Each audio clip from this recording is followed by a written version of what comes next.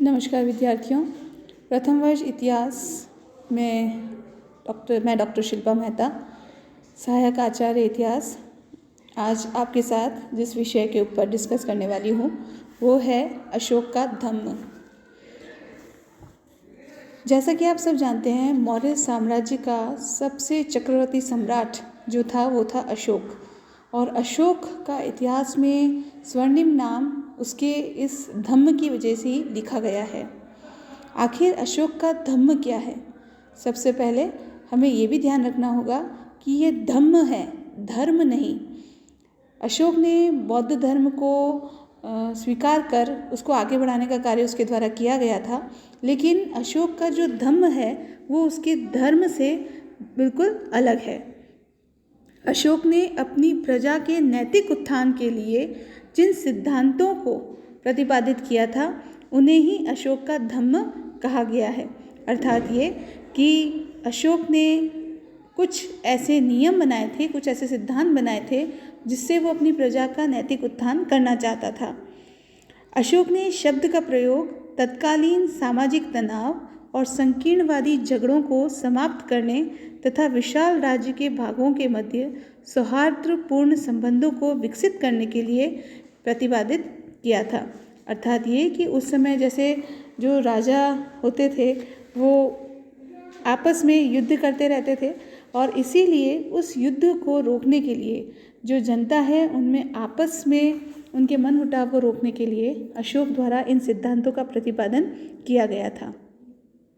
अशोक अपने दूसरे अभिलेख में, अशोक द्वारा अनेक अभिलेख लिखवाए गए थे, उसमें जो दूसरा अभिलेख है उसमें अशोक प्रश्न करता है कियम चू धम्मे, अर्थात धम्म क्या है। इसका उत्तर वह खुद दूसरे और 7वें स्तंभ लेख में देता है। आपा सिन्वे बहु कयाने दयादाने सच्चे सोचिए मददे साधवे च, अर्थात पाप कर्म से निवृत्ति, विश्व कल्याण, दया, दान, सत्य एवं शुद्धि ही धम्म है। आखिरकार जो अशोक ने सिद्धांत दिए थे नैतिक उत्थान के, उसके भी हम दो पहलू पाते हैं, व्यवहारिक और निषेधात्मक। व्यवहारिक रूप में जो सिद्धांत अशोक द्वारा दिए गए थे, अर्थात अशोक जो कहता था कि जो व्यवहारिक हैं जिनका सबको पालन करना चाहिए, वो सिद्धांत धम्म कर्म कहलाते हैं। वो सिद्धांत कौन कौन से हैं? जैसे पहला, माता पिता की आज्ञा मानना। दूसरा, गुरुजनों का सम्मान करना। तीसरा, संबंधियों के प्रति सहानुभूति रखना। चौथा, इंद्रियों पर नियंत्रण रखना। पांचवा, दासों के साथ उचित व्यवहार करना। छठा, प्राणियों के प्रति अहिंसा का व्यवहार करना। सातवां, ब्राह्मणों को दान देना। आठवां, अल्प व्यय, और नौवां, अल्प संग्रह। जैसा कि हम देखते हैं कि इसमें से जो सिद्धांत हैं वो कहीं ना कहीं बौद्ध धर्म से प्रेरित हमें दिखाई देते हैं। तो जैसे मैंने आपको बताया था कि अशोक ने बौद्ध धर्म को अंगीकार करने के साथ साथ उसने बौद्ध धर्म के प्रसार के लिए अनेक कार्य किए थे। इसीलिए उसका जो ये नैतिक धर्म जो उसने प्रतिपादित किया था वो बहुत हद तक बौद्ध धर्म से प्रेरित था, और उन्हीं के सिद्धांतों को उसने कुछ न कुछ किसी न किसी रूप में इसमें अंगीकार किया था। इसके साथ ही अशोक ये भी कहता है कि उसने जो धम्म के नियम बनाए हैं, या जो धम्म जिसको वो पालन करने के लिए कहता है, उसकी प्रगति में भी कुछ ऐसी चीज़ें हैं जो बाधक बन सकती हैं। वो 4 चीज़ें या वो 4 ऐसे कौन से संकल्प हैं जो प्रगति में बाधक बनते हैं? वो है पहला, निष्ठुरता। आप किसी के प्रति बहुत ही असंयमित हो जाएं, निष्ठुर हो जाएं तो उसे निष्ठुरता कहेंगे। दूसरा, क्रोध। किसी के प्रति एकदम आप में त्वरित क्रोध आ गया, ये किसी के त्वरित नहीं आए लेकिन आप किसी के प्रति बुरी भावना रखें और उसके प्रति क्रोधित हों। तीसरा, मान अर्थात अहंकार। और चौथा, ईर्ष्या। किसी दूसरे व्यक्ति के साथ किसी भी छोटी से छोटी चीज़ के लिए ईर्ष्या करना, ये भी धम्म की प्रगति में बाधक माने गए हैं। अशोक के अनुसार ये चारों व्यक्ति को पाप की ओर ले जाते हैं। व्यक्ति को चाहिए कि वह मनोवेग व्यक्ति को भ्रष्ट नहीं करे। इस तरह अशोक का धम्म उपदेश देने का नहीं वरन व्यवहार में क्रियान्वित करने की वस्तु थी। यह एक सर्वसाधारण धर्म है जो सभी धर्मों में मान्य है। अर्थात ये कि अशोक ने जो नैतिक सिद्धांत दिए थे ये किसी एक धर्म के पहलू नहीं हैं। आप किसी भी धर्म में देख लीजिए, उसमें सब में आपको यही सब चीज़ें दिखाई देगी। बस इसीलिए इसे कोई धर्म नहीं कहा गया है। ये सर्वमान्य सिद्धांत हैं जिन्हें हर व्यक्ति को, चाहे वो किसी भी धर्म का हो, उसे फॉलो करना चाहिए। अशोक का जो धर्म था, जिसे हम धम्म कहते हैं, उसका स्वरूप क्या था? ये राजधर्म, सार्वभौम धर्म, ब्राह्मण धर्म तथा उपासक धर्म जैसे नामों से पुकारा गया है, लेकिन इसके लिए उपासक धर्म ही कहना ज़्यादा उपयुक्त होगा। अर्थात इसे उपासक धम्म कहना ही सबसे उपयुक्त होगा। अशोक के बौद्ध होने का प्रमाण हमें उसके अभिलेख से मिलते हैं, जहाँ पर उसे बुद्ध शाक्य उसने अपने आप को कहा है। इस धम्म के प्रसार के लिए जो अशोक द्वारा नैतिक सिद्धांत प्रतिपादित किए थे, उसके प्रसार के लिए भी अशोक द्वारा बहुत ज़्यादा कार्य किए गए थे। अशोक ने सबसे पहले जो भाब्रू शिलालेख है वहाँ पर त्रिरत्न अर्थात बुद्ध, धम्म और संघ में आस्था व्यक्त की है। अशोक ने बौद्ध धर्म के प्रसार के लिए वहाँ पर जो अभिलेख लगवाए थे, जो अपने धम्म के सिद्धांत थे उसके लिए जो अभिलेख लिखवाए थे, जहाँ पर उसने अपने सिद्धांत लिखवाए हैं, वहाँ पर उसने खुद को बुद्ध के प्रति, धम्म के प्रति और संघ के प्रति अपनी आस्था प्रकट की है। दूसरा कार्य जो अशोक द्वारा किया गया वो ये था कि अपने राज्याभिषेक के 10वें वर्ष में अशोक ने बौद्ध गया की यात्रा की थी और वहाँ पर जाकर उसने इसका धम्म का प्रसार उसके द्वारा किया गया। तीसरा काम जो अशोक द्वारा किया गया वो था 12वें वर्ष में निगाली सागर और कनक मुनि के स्तूप का आकार को उसने बहुत ज़्यादा बड़ा करा दिया था, अर्थात दुगना करा दिया था। उसने स्तूपों का आकार बढ़ाया। चौथा काम, लुम्बिनी की यात्रा की और वहाँ पर उसने धार्मिक कर लेना बंद कर दिया। जैसा कि हम जानते हैं कि लुम्बिनी जो है वो गौतम बुद्ध से एसोसिएटेड जगह है, तो जब वो अशोक वहाँ पर यात्रा करने गया तो उसने इस यात्रा के परिप्रेक्ष्य में वहाँ पर जो धार्मिक कर लिया जाता था वो बंद करवा दिया। उसने करीब 84,000 स्तूपों का निर्माण भी कराया था। इसके अलावा जैसा कि हम सब जानते हैं, हमने पहले भी पढ़ा है कि बौद्ध धर्म से संबंधित 4 बौद्ध संगीतियाँ हुई थी। उसमें जो तीसरी बौद्ध संगीति है उसका आयोजन अशोक द्वारा कराया गया था।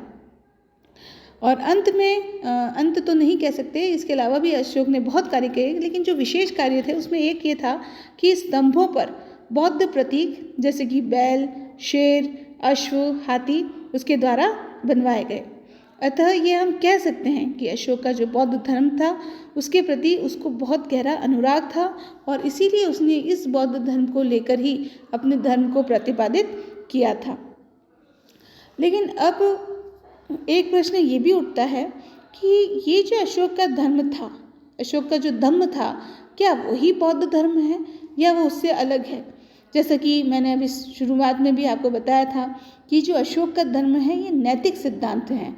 ये हर धर्म में आपको ये सिद्धांत मिलेंगे। हर धर्म आपको बड़ों की सेवा करना, गुरुजनों की सेवा करना, सबके प्रति सहानुभूति रखना, अपनी इंद्रियों पर नियंत्रण रखना, इन सब के लिए सारे धर्म कहते हैं। सब अल्प व्यय, अल्प संग्रह, अहिंसा, ये सारी बात हमारे को हर धर्म में मिलती है। लेकिन फिर भी ये प्रश्न उठता है कि हम अशोक के धम्म को बौद्ध धर्म कहें या उसको उससे अलग मानें। तो इसके भी हमारे को कुछ कारण मिल जाते हैं, कुछ हमारे को ऐसी विशेषताएं मिल जाती हैं जिससे हम ये प्रूव कर सकते हैं कि अशोक का धम्म बौद्ध धर्म से बिल्कुल अलग था। पहला पॉइंट जो इसमें आएगा वो ये कि बौद्ध धर्म से प्रभावित होते हुए भी जिस नए धर्म की कल्पना की वह बिल्कुल भिन्न था। अर्थात अशोक ने बौद्ध धर्म से वो बहुत प्रभावित था, उसने उसके प्रसार के लिए बहुत कार्य किया, फिर भी उसने जो नए धर्म की कल्पना की वो उस बौद्ध धर्म से बिल्कुल अलग था।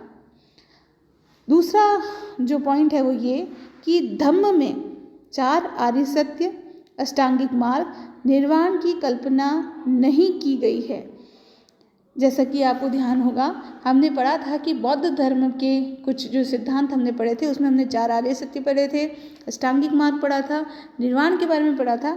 लेकिन इन सब की कल्पना हमारे को अशोक के धम्म में नहीं मिलती। अशोक तो सिर्फ ये कहता है कि ये कुछ नैतिक सिद्धांत हैं जिनका पालन आपको करना चाहिए। तीसरा पॉइंट जो इसमें आता है वो है धर्म पालन करने वालों को भिक्षु बनने और संघ बनाने के लिए भी ये धम्म नहीं कहता। मतलब अशोक के धम्म में ये चीज़ कहीं पर भी नहीं है कि जो इस धम्म का पालन कर रहे हैं उन्हें भिक्षु बनना चाहिए और उन्हें संघ में शामिल होना चाहिए। ये ऐसी बात कहीं भी हमारे को अशोक के धम्म में प्राप्त नहीं होती। चौथा पॉइंट है अशोक का धम्म कोई नया धर्म नहीं वरन सभी धर्मों की अच्छी बातों का इसमें समावेश हमको प्राप्त होता है। अर्थात ये जैसा कि हमने बीच में भी डिस्कस किया था कि अशोक का धर्म जो है वो बिल्कुल अलग है और अशोक का धम्म बिल्कुल अलग है और उसमें सभी धर्मों की अच्छी बातों का हमारे को समावेश मिलता है। तो नैतिक नियम जिनका संग्रह हमारे को अशोक के धम्म में मिलता है, वस्तुतः यही अशोक का धम्म है। अगला पॉइंट है अशोक का धम्म राजधर्म नहीं है बल्कि स्वेच्छा से पालन करने को कहा गया है। अर्थात ये कि अशोक ने ये कहीं नहीं कहा कि ये मैंने अपने राज्य का धर्म बना दिया है, सबको इसको पालन करना अवश्यंभावी है। वो सिर्फ ये कहता है कि ये जो धम्म है इसके जो नियम हैं वो स्वेच्छा से पालन किए जाने चाहिए। अर्थात व्यक्ति के मन में खुद में ये बात आनी चाहिए कि हमें इसका पालन करना चाहिए। अगला पॉइंट है अशोक का उद्देश्य सहिष्णुता के आधार पर सामाजिक व्यवस्था बनाए रखना था। अर्थात ये कि वो ये चाहता था कि सब लोगों के बीच में सहिष्णुता बनी रहे और इसी आधार पर उनके बीच में कहीं मनमुटाव नहीं हो, कहीं पर लड़ाई नहीं हो और सब लोग सामाजिक व्यवस्था बनाए रखें। इस अशोक के धम्म में संपूर्ण विश्व के लिए मानवता का संदेश हमें प्राप्त होता है। अर्थात ये कि पूरा जो विश्व है अगर वो इस धम्म के नियमों पर चले तो वहाँ पर हमारे को कहीं पर भी लड़ाई झगड़ा दिखाई नहीं देगा। और अंतिम बात, इसमें कोई रूढ़िवादिता नहीं है एवं इसमें किसी सांप्रदायिकता का स्थान भी नहीं है। अर्थात ये कि हमें इस धम्म में कहीं पर भी ये नहीं कहा गया कि इस चीज़ को आपको करना ही है। किसी भी तरह की रूढ़िवादिता हमको इसमें नहीं मिलती और ना ही हमारे को इसमें कहीं किसी तरह की सांप्रदायिकता भावना मिलती है। अर्थात ये कि ये दूसरे राज्यों को जीतने के लिए नहीं है, ये लोगों के मन को जीतने के लिए बनाया गया धम्म है। तो ये चीज़ भी हमारे को अशोक के धम्म में प्राप्त होती है। तो इन सब बातों से हम ये कह सकते हैं कि अशोक का जो धम्म है वो किसी तरह से भी पूर्ण रूप से बौद्ध धर्म नहीं है, लेकिन हम ये कह सकते हैं कि अशोक का जो धम्म है वो एक तरह से उसके ऊपर आधारित जरूर है, उससे प्रेरित है, लेकिन इसके अलावा हमारे को उसमें और भी कोई चीज़ हमारे को दिखाई नहीं देती। तो इस प्रकार हम ये कह सकते हैं कि जो अशोक का धम्म है उसकी अलग अलग विशेषताएं थी और इन विशेषताओं को लेकर अशोक ने इस धम्म को प्रचारित किया, लोगों को इनके पालन करने के लिए कहा ताकि हर तरफ इसके सामंजस्य की चीज़ें हमारे को दिखाई दे। तो इस प्रकार हम ये कह सकते हैं कि अशोक ने अपने धम्म के प्रसार के लिए बहुत कार्य किया। उसने उस काल में भी अपने लोगों के नैतिक उत्थान के लिए उसके द्वारा बहुत कार्य किया गया और इसीलिए अशोक का नाम हमारे को स्वर्णिम अक्षरों में इतिहास में दिखाई देता है।